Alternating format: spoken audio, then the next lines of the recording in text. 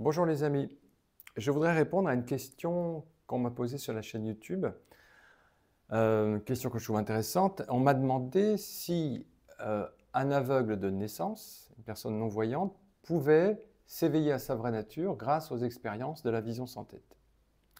Alors la vision sans tête donc, est une voie d'éveil initiée par le philosophe anglais Douglas Harding.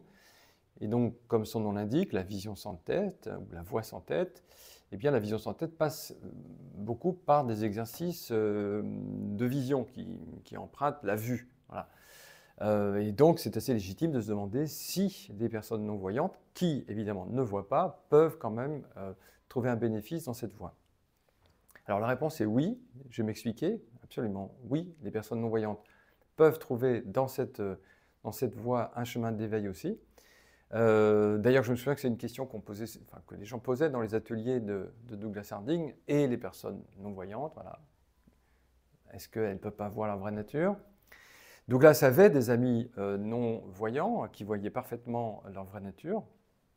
Et moi aussi, je connais des aveugles de naissance. Je pense à Bernadette, par exemple, qui vient dans mes ateliers, et qui est tout à fait conscient de sa vraie nature, qui est tout à fait conscient de qui elle est vraiment, du soi, si vous voulez. Alors, déjà, je rappelle que la vision sans tête donc, passe en effet beaucoup par le sens de la vue, et ce qui est très important parce que dans la vie quotidienne, nous avons les yeux ouverts et nous fonctionnons les yeux ouverts. Au travail, dans la rue, partout, nous avons les yeux ouverts. Donc, c'est très important de pouvoir prendre conscience de sa vraie nature, les yeux ouverts. Parce que comme ça, on peut vivre son quotidien à partir de notre vraie nature, à partir du soi. Bon. Et d'ailleurs, je précise que là, maintenant, pour les gens qui nous regardent, donc qui ne sont pas non-voyants, je fais ce geste, vous voyez, pour indiquer que la vision sans tête consiste à vous faire prendre conscience qu'au-dessus de vos épaules, actuellement, maintenant, vous ne voyez pas votre tête, mais vous voyez un grand espace transparent, un grand espace ouvert, dans lequel le monde apparaît, et en particulier cet écran d'ordinateur, de téléphone. Voilà. Dans cette direction pour vous, dans la direction de ce à partir de quoi vous regardez, il n'y a pas de tête, mais un grand espace. Bon. Donc vous voyez qu'il est simple de prendre conscience de sa vraie nature. Maintenant, pour les personnes non-voyantes, on ne va pas utiliser la vue. On va utiliser d'autres sens qui sont aussi extrêmement puissants. On va utiliser les sons, donc l'ouïe. On va utiliser aussi les sensations, donc le toucher. On peut également utiliser d'ailleurs le goût, c'est aussi efficace. Mais en général, voilà, on peut proposer des exercices sur les sons et les sensations. Et par les sons et les sensations, on peut tout à fait s'éveiller à sa vraie nature. D'ailleurs, même pour les personnes voyantes, très souvent, dans les méditations, on propose aux gens de fermer les yeux.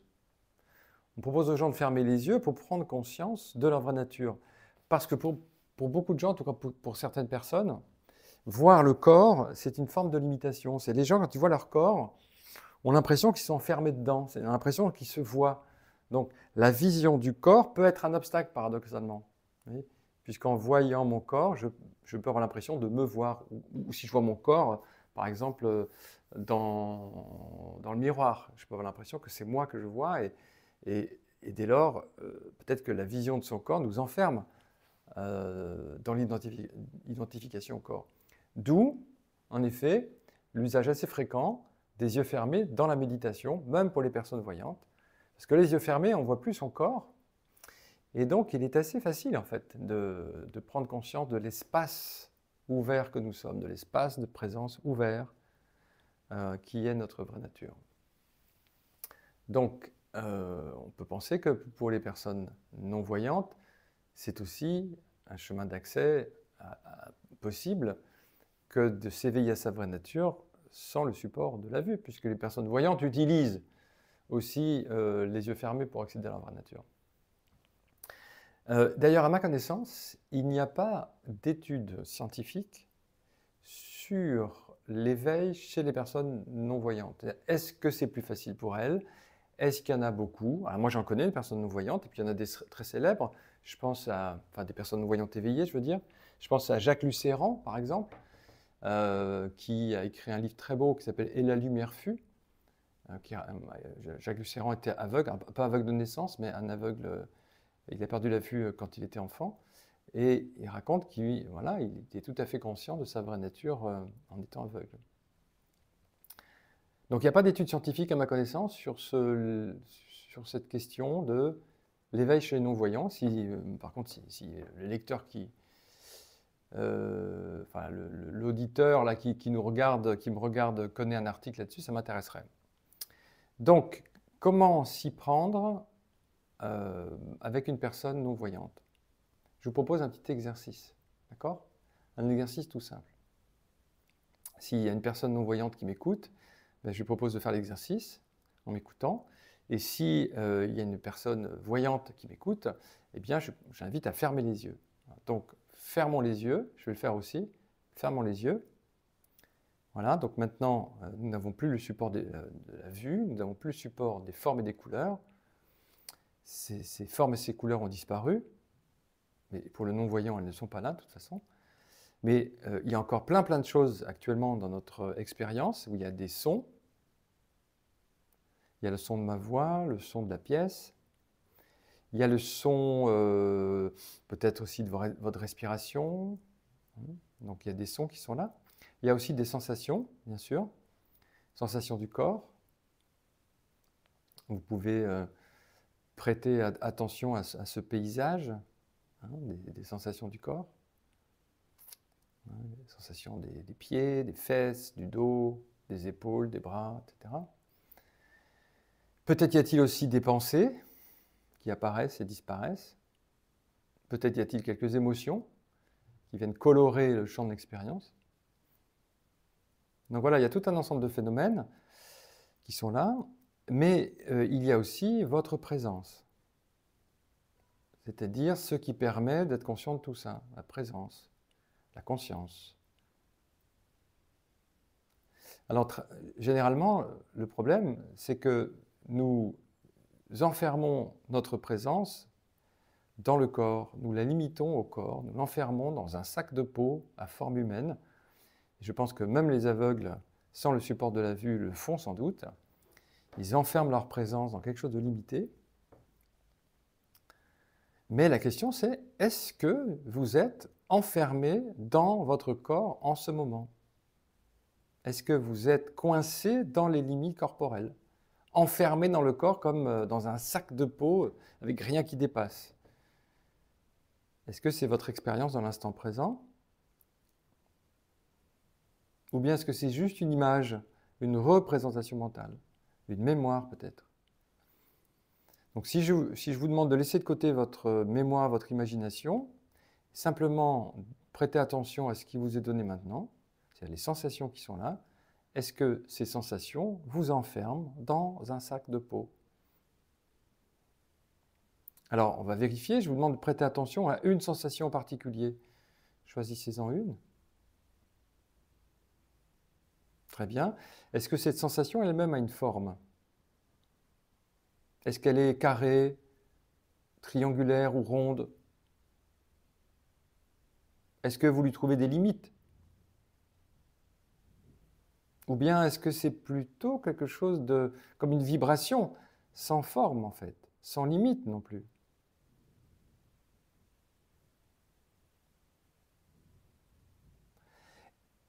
Et est-ce que vous diriez que vous êtes enfermé dans cette sensation? Ou est-ce que c'est plutôt la sensation qui apparaît en vous? Qu'est-ce qui décrit le mieux votre expérience? Est-ce que la sensation a le pouvoir de vous enfermer? Ou bien est-ce que simplement la sensation est un phénomène, une vibratoire, une sorte de vibration, oui, qui apparaît en vous? Et par vous, je veux dire le champ de présence, l'espace de la présence. Prêtez attention à une autre sensation. Ne cherchez pas à la nommer pied, main, etc. Juste prêtez attention à la sensation. Même question, est-ce qu'elle a une forme? Est-ce qu'elle a une limite? Est-ce qu'elle vous enferme dans quelque chose de matériel et de limité? Ou est-ce qu'au contraire, cette sensation, cette vibration apparaît aussi en vous, dans le champ de présence, dans votre espace de présence? Est-ce que vraiment, en ce moment, vous avez une forme? Par exemple, si je vous demande en ce moment de prêter attention aux sensations de vos orteils, combien vous avez d'orteils là, sans la mémoire? 10, 12, 14, 16, 20? Est-ce que vous pouvez vraiment savoir combien vous avez d'orteils? Et même quelles sont leurs tailles? Est-ce que vous pouvez le savoir? Sans la mémoire, quelle est la taille de vos pieds, de vos jambes? 10 centimètres, 1 mètre, 2 mètres? Sans la mémoire, combien de jambes avez-vous? 2, 4, 6? Quelle longueur ont-elles?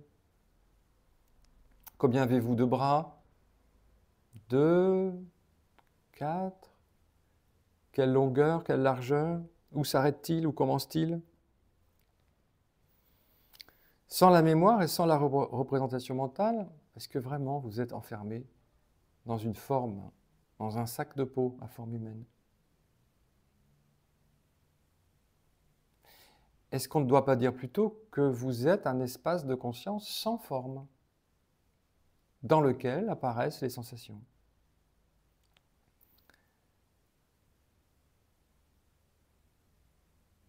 Parce que là, dans l'instant présent, qu'est-ce que c'est que votre corps? Est-ce que c'est matériel, solide, limité, ou est-ce que c'est plein de vide, en fait, avec quelques sensations qui vibrent ici ou là, comme si un grand vent avait emporté toute la matérialité? Parce que ces sensations qui sont là, il n'y en a pas énormément, en fait. Ces vibrations, dans quoi apparaissent-elles? Dans quelque chose de solide, de matériel, de limité? Ou au contraire, dans de l'espace, dans de l'ouvert?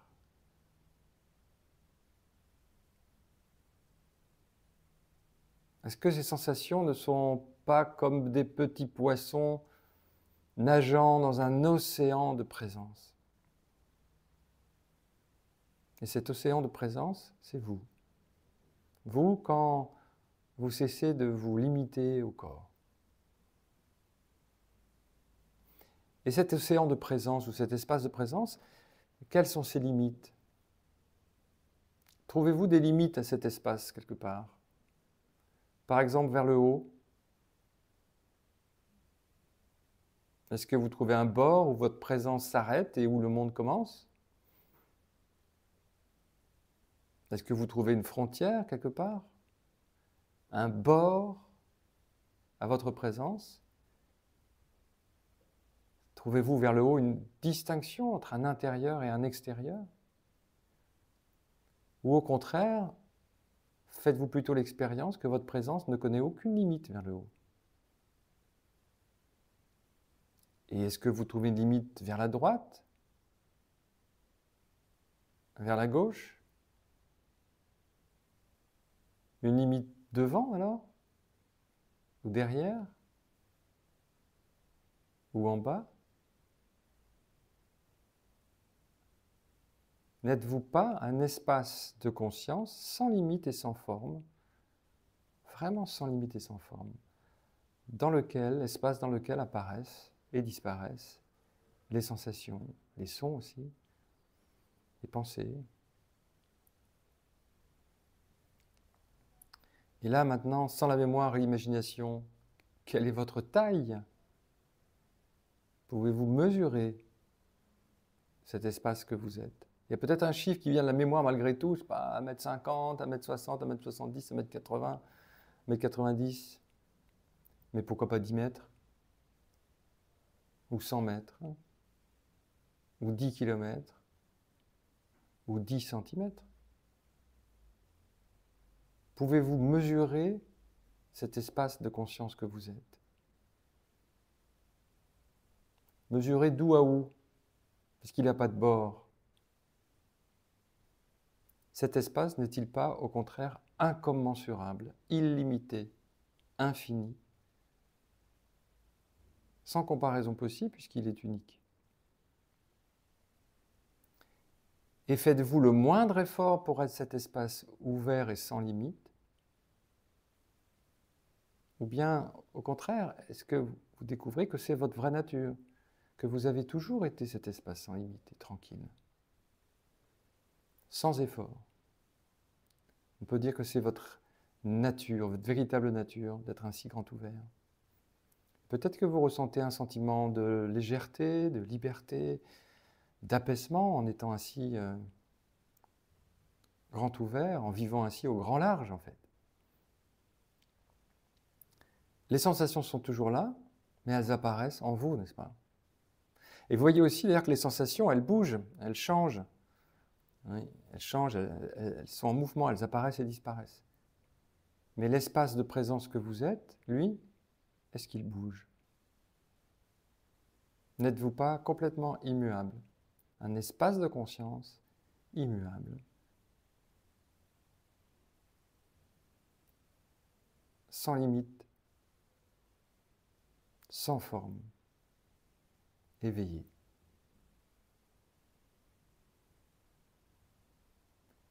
Et dans quelques secondes, je vais vous demander d'ouvrir les yeux.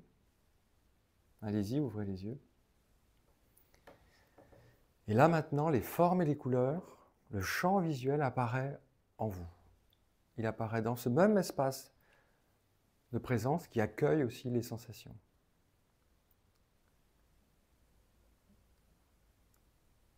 Et peut-être que vous vous sentez rafraîchi par ce bain dans la présence, cette présence pure et parfaite.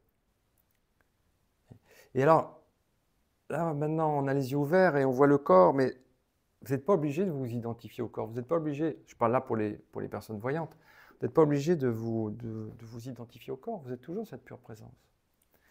Et s'il y a des personnes non-voyantes qui m'écoutent, ben voilà, vous découvrez que vous êtes cet espace de conscience infini dans lequel apparaissent les sensations, mais aussi les sons. Je ferai une autre vidéo sur les sons, mais aussi les sons, les pensées, les émotions.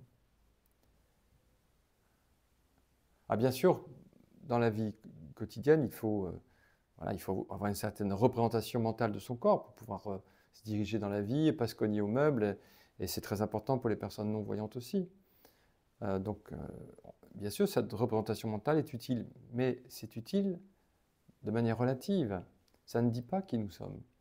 Parce que cette représentation, elle apparaît aussi dans l'espace que nous sommes. Cette représentation, c'est une apparence. Mais ce n'est pas l'essence, ce n'est pas ce que nous sommes. C'est utile, mais ça ne dit pas qui nous sommes. Nous sommes au-delà de toute forme. Voilà. Donc, pour conclure, parce que je vois que ça fait déjà 18 minutes, pour conclure, donc que ce soit les yeux ouverts ou les yeux fermés, on peut tout à fait accéder à sa vraie nature de manière très simple, très directe. Vraiment très simple et très directe. D'ailleurs, c'est étonnant parce qu'il a fallu de nombreuses années pour s'identifier au corps. Pour un enfant voyant, ça prend des années. Pour un enfant non-voyant aussi, peut-être plus même encore, peut-être plus difficile. Donc il faut peut-être 8, 9, 10 ans pour être complètement identifié au corps. Mais regardez combien de temps il faut pour sortir de cette identification. Il faut quelques minutes en fait. Il faut quelques minutes parce que c'est un château de cartes en fait. Parce que ça ne résiste pas à l'expérience nue de la conscience. En fait. Cette construction mentale, elle ne résiste pas à l'examen, à l'exploration de notre présence, qui est si simple et si directe. Voilà, j'espère avoir répondu à la question pour les non-voyants. Donc ça fonctionne tout à fait, très très bien. La voix sans tête fonctionne très très bien aussi. Et je ferai bientôt une autre vidéo avec une méditation sur les sons pour nos amis non-voyants aussi. Voilà les amis, à très bientôt. Merci pour cette question. Ça m'a donné l'occasion de faire cette petite vidéo. À bientôt.